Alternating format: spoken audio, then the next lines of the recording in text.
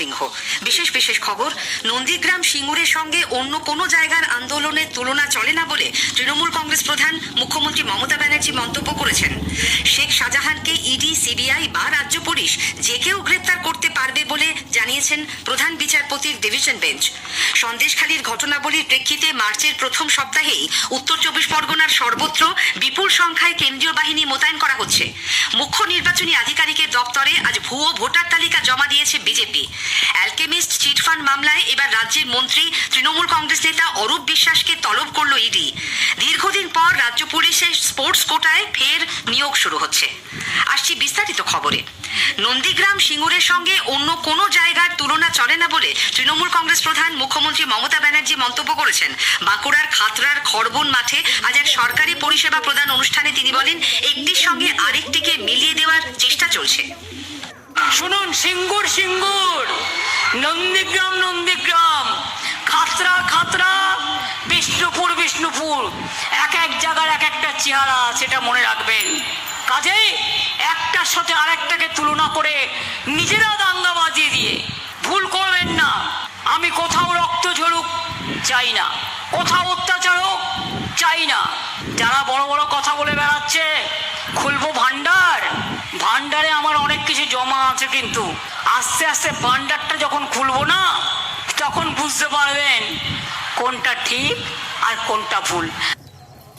অনুষ্ঠান মঞ্চ দেখে বিভিন্ন প্রকল্পের সুবিধা প্রাপকদের হাতে তুলে দেন তিনি। মুখ্যমন্ত্রী বলেন, আগে রক্তপাত হলেও জঙ্গলমহলের মানুষ এখন শান্তিতে আছেন।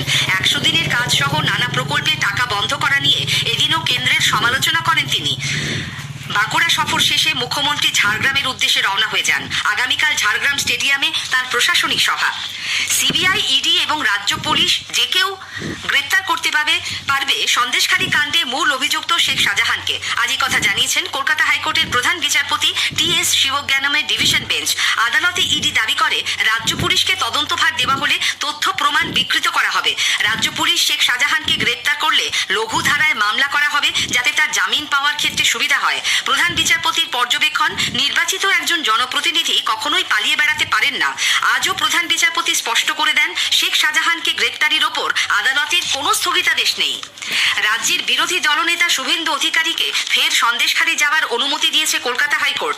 জেলিয়াখালী গ্রাম পঞ্চায়েতের হালদারপাড়ায় যেতে পারবেন তিনি, তবে এজন্য স্থানীয় থানায় তাকে মুচলেকা দিতে হবে। পাশাপাশি নির্দিষ্ট ওই এলাকায় 144 ধারা জারির ওপর অন্তর্বর্তী স্থগিতাদেশ দিয়েছেন বিচারপতি কৌশিক চন্দ্র। দিল্লি থেকে আসা তথ্যানুসন্ধানী দলকেও তিনি সন্দেশখালী যাওয়ার অনুমতি দিয়েছেন। গত রবিবার ওই দলের প্রতিনিধিরা সন্দেশখালী যাওয়ার পথে ভোজেরহাটে পুলিশ তাদের আটকে দেয়। এ নিয়ে বিক্ষোভ বাদানুবাদের মধ্যেই 6 জনকে গ্রেপ্তার করে পুলিশ। রবিবার রাতেই রাজভবনে গিয়ে রাজ্যপালের সঙ্গে দেখা করেন ওই দলের সদস্যরা। এরপর সন্দেশখালীতে যাওয়ার অনুমতি চেয়ে তারা হাইকোর্টের দ্বারস্থ হন। আজ সেই অনুমতি দিয়েছেন বিচারপতি কৌশিক চন্দ্রের বেঞ্চ। আগামী 23 মার্চ সন্দেশখালী যেতে পারবেন তারা, তবে সন্দেশখালী সর্বত্র যেতে পারবেন না। যেসব এলাকায় 144 ধারা জারি হয়নি, শুধু সেখানেই ঢুকতে পারবে এই ফ্যাক্ট ফাইন্ডিং টিম।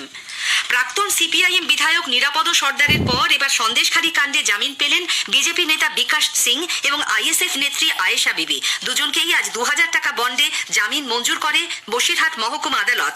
আদালত চত্বরে আজ আয়েশা বিবির মুক্তির দাবিতে বিক্ষোভ দেখান আইএসএফ কর্মী সমর্থকরা। গতকালই কলকাতা হাইকোর্ট শর্ত সাপেক্ষে নিরাপদ সর্দারকে অন্তর্বর্তী জামিন দেয়। বসিরহাট সংশোধনাগার থেকে সন্ধ্যায় ছাড়া পান তিনি। শেখ শাহজাহানকে পুলিশ লুকিয়ে রেখেছে বলে বিজেপি সাংসদ দিলীপ ঘোষ দাবি করেছেন। সন্দেশখালীর ঘটনার প্রতিবাদে কলকাতার মেয়র রোডে গান্ধী মূর্তির পাদদেশে বিজেপির ধর্ণা অবস্থানে আজ যোগ দিয়েছিলেন তিনি। শাহজাহানকে গ্রেপ্তার করা হলে শাসক দল সমস্যায় পড়বে বলেই আদালতের নির্দেশ সত্ত্বেও তাকে গ্রেপ্তার করা হচ্ছে না বলে শ্রী ঘোষ দাবি করেন। আগামীকালও ধর্ণা চলবে। সকাল 10টা থেকে সন্ধে 6টা পর্যন্ত মাইক ছাড়া এই কর্মসূচির অনুমতি দিয়েছে কলকাতা হাইকোর্ট।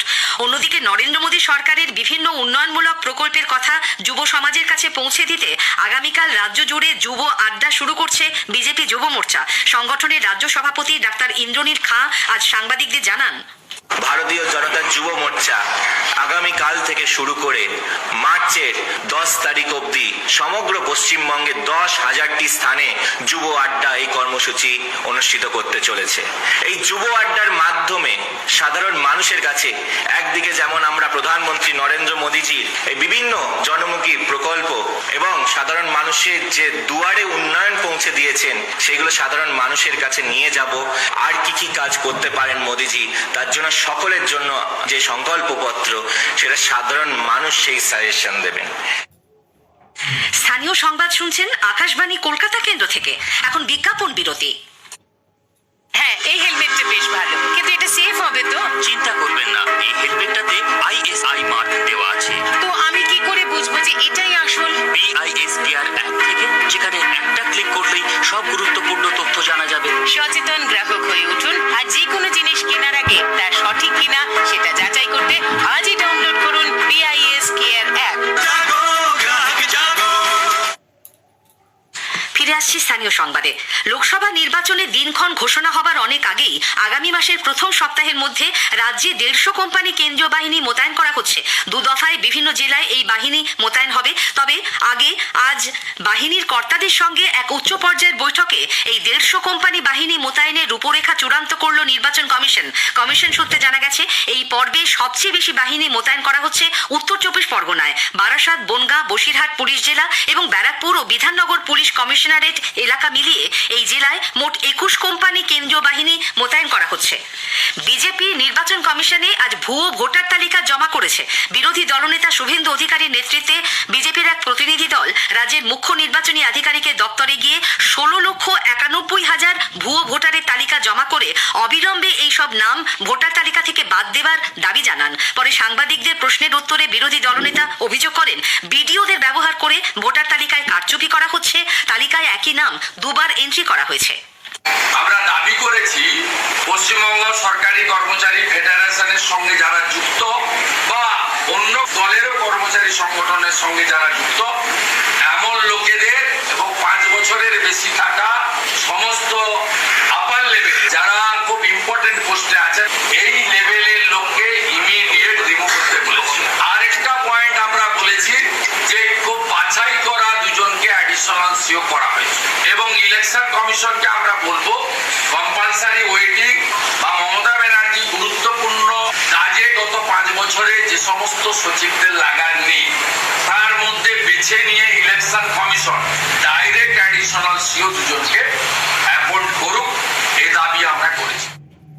জনসাধারণকে তাদের লোকসভা কেন্দ্রের বিশদ তথ্য এবং সেই এলাকায় চালু থাকা বিভিন্ন কেন্দ্রীয় সরকারি প্রকল্প ও উন্নয়ন সম্পর্কে অবহিত করতে আকাশবাণী কলকাতার সংবাদ বিভাগ শুরু করেছে বিশেষ অনুষ্ঠান ভারত বিকাশ ডায়েরি। প্রতিদিন রাত 8:50 গীতাঞ্জলি প্রচার তরঙ্গে শুনুন 10 মিনিটের এই অনুষ্ঠান। আমাদের সোশ্যাল মিডিয়াতেও অনুষ্ঠানটি সরাসরি শোনা যাচ্ছে। আজকের প্রতিবেদনে থাকছে জলপাইগুড়ি লোকসভা কেন্দ্র।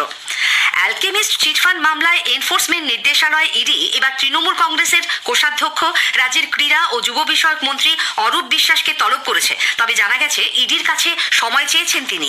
এর আগে তৃণমূল কংগ্রেসের তৎকালীন সাধারণ সম্পাদক মুকুল রায়কে ইডি তলব করলেও শারীরিক অবস্থার কারণে তিনি যেতে পারেননি। কেন্দ্রীয় সংস্থার তদন্তকারীরা বাড়িতে গিয়ে তার সঙ্গে কথা বলেন। কংগ্রেস নেতা আইনজীবী কৌস্তব বাগচি দল ছাড়লেন। ইমেল মারফত তিনি প্রাথমিক সদস্য পদে তার ইস্তফাপত্র দলের সর্বভারতীয় সভাপতি মল্লিকার্জুন খাড়গে ও প্রদেশ কংগ্রেস সভাপতি অধীর রঞ্জন চৌধুরীকে পাঠিয়ে দিয়েছেন বলে খবর। উল্লেখ্য, দীর্ঘদিন ধরেই কংগ্রেস নেতৃত্বের সঙ্গে কৌস্তব বাগচির নানা বিষয়ে মতবিরোধ, দ্বন্দ্ব প্রকাশ্যে আসছিল। দলের সঙ্গে দূরত্ব তৈরি হয়েছিল তার। রাজ্যের বিরোধী দলনেতা শুভেন্দু অধিকারীর সঙ্গে তার ঘনিষ্ঠতা বৃদ্ধিও নজর এড়ায়নি কারো। এ প্রসঙ্গে প্রদেশ কংগ্রেসের মুখপাত্র সৌম্য আইচ রায় বলেছেন, মাননীয় কৌস্তববাবু কংগ্রেসের বিভিন্ন পদ থেকে পদত্যাগ করেছেন, এতে প্রতিক্রিয়া দেওয়ার বিশেষ কিছু নেই। কারণ দীর্ঘদিন ধরেই উনি তৃণমূলের বিরুদ্ধে এবং বিজেপির বিরুদ্ধে আন্দোলনগুলোতে অনুপস্থিত থাকছিলেন। ওনার বোধহয় কোথাও অসুবিধে হচ্ছিল, শুভেন্দু অধিকারীর হাত ধরে তৃণমূল কংগ্রেস ছেড়ে বিজেপিতে ফিরলেন উত্তর দিনাজপুরের কালিয়াগঞ্জের বিধায়ক সৌমেন রায়। 2021-এ বিজেপি প্রার্থী হিসেবে বিধানসভায় নির্বাচিত হন তিনি, পরে অবশ্য যোগ দেন তৃণমূল কংগ্রেসে। দীর্ঘদিন পর রাজ্য পুলিশের স্পোর্টস কোটায় নিয়োগ শুরু হচ্ছে। মোট নিয়োগের 2% স্পোর্টস কোটায় সংরক্ষিত রাখার জন্য রাজ্য সরকার নীতিগতভাবে সিদ্ধান্ত নিয়েছে। দ্রুত এ সংক্রান্ত সরকারি নির্দেশিকা জারি হবে বলে সরকারি সূত্রে খবর। কোচবিহারে জনস্বাস্থ্য কারিগরি দপ্তরের জলের ট্যাঙ্কের রক্ষণাবেক্ষণের সময় দুর্ঘটনায় 2 শ্রমিকের মৃত্যু হয়েছে।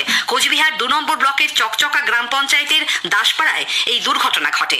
স্থানীয় সংবাদ শেষ হলো।